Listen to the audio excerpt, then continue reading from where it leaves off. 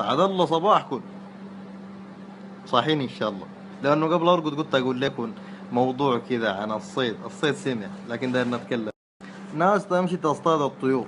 الطيور لها مواسم، يجي وقت الموسم يمشي العالم تصطاد، بعد ما ينتهي الموسم توقف. حاجة سمحة عجيبة من الآخر. بينه اللي يمشي يصطاد الغزلان، اللي يصطاد الأرانب، اللي يصطاد السمك. الجماعة ديل، كل الجماعة ديل عجيبين وسمحين وناس طيبين. بيو اثنين شريحتين عفنين أعفن منه أنا بحياتي ما شفته. أول واحدة الناس التمشي تصطاد الضبان دي. طبعا ديل أنا ما فاهم، أنا ما قادر أفهم مزاجه شنو. التمشي الظهر باشي أن تكورك بحياة ضب مسكين بخلا خالي عشان ياكلوه، مع إنه الله سبحانه وسهل لك الأمور.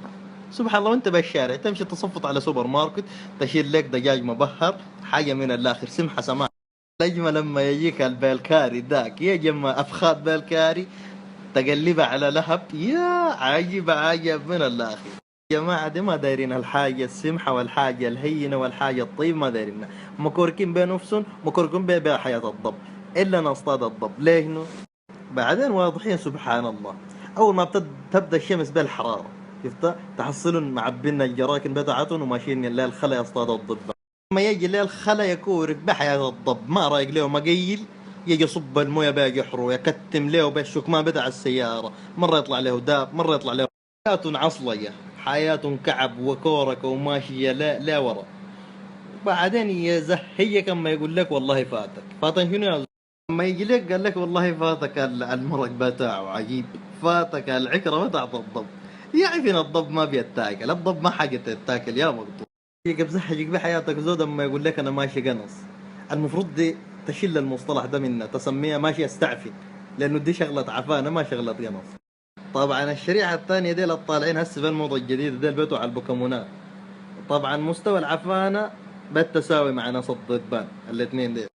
تحصلهم منتشرين بالشارع، انت ما عارف ديل زومبي ولا ديل هوملس مشردين ولا شنو.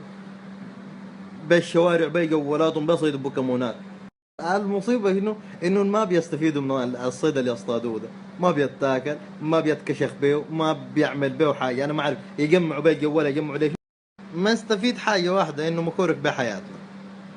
لانه انت ما تقصد تكورك بحياتنا، لانه انت ما لك فايدة بالموضوع. تصطاد البكمون ليش نو؟ مبين انه صيد عفن. الاثنين ديل الضبان والبكمونات، لانه بياطوا وقت تحصلوا، ما لهم موسم، ما لهم حاجة معينة، على طول حاجة عفنة. الشريحتين ديل الاخيرات موجودين، انا عارف انه موجودين معايا، عارفهم بتوع الضبان وبتوع البوكيمونات. اتمنى انه تغيروا الهوايه السامجه بتاعتكم دي. اتفقوا مع بعض، اجتمعوا، سووا اجتماع ضبان وبوكيمونات، وقرروا انه تغيروا الهوايه لصيد سمك. صيد الهامور عجيب من الاخر. ما علينا من ضبان وبوكيمونات. هسه جا وقت الروقات. تتمسوا على خير الجميع، ونشوفكم بكره ان شاء الله.